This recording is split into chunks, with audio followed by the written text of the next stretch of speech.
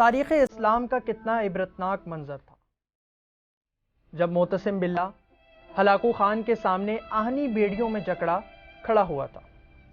جب کھانے کا وقت آیا تو ہلاکو خان نے خود تو ایک عام سے برتن میں کھانا کھایا، لیکن ایک سونے کی تشتری میں سونے اور جواہرات بھر کر معتصم باللہ کے سامنے رکھ دیے اور کہا کہ اب اسے کھا کے دکھاؤ۔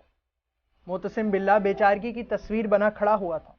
اس نے کہا، میں اسے کیسے کھا سکتا ہوں؟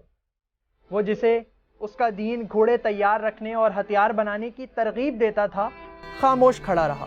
ہلاکو خان نے محل کی چار دیواری پر نظر دوڑاتے ہوئے طنزیہ انداز میں کہا کہ تم نے ان آہنی جالیوں کو پگھلا کر آہنی ہتھیار کیوں نہ بنائے؟ تم نے اپنے سپاہیوں کو رقم کیوں نہ فراہم کی کہ وہ دلیری کے ساتھ میری افواج کا مقابلہ کرتے؟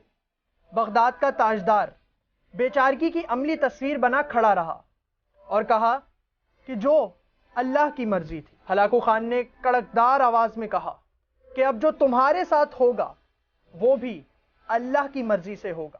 پھر ہلاکو خان نے معتصم باللہ کو مخصوص لبادے میں لپیٹ کر گھوڑوں کے نیچے رونڈ ڈالا اور بغداد کو تاراج کر دیا، اور پھر کہا کہ آج میں نے بغداد کو صفحہ ہستی سے مٹا دیا۔ آج کے بعد دنیا کی کوئی طاقت اسے پہلا والا بغداد نہیں بنا سکتی۔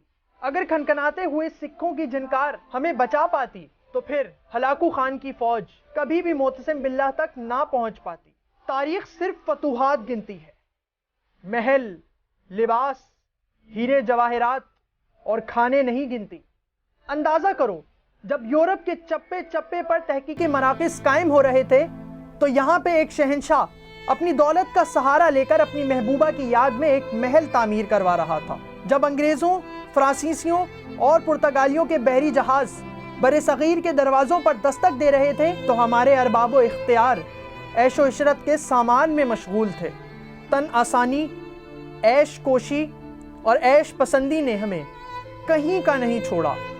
ہمارا بوسیدہ اور دیمک زدہ نظام بکھر گیا، کیونکہ تاریخ کو اس بات سے کوئی غرض نہیں ہوتی کہ حکمرانوں کی تجوریاں بھری ہوئی ہیں یا خالی، شہنشاہوں کے تاج میں ہیرے جڑے ہیں یا نہیں، اور شہنشاہوں کے دربار میں خوشامدی کھڑے ہوئے ہیں یا نہیں۔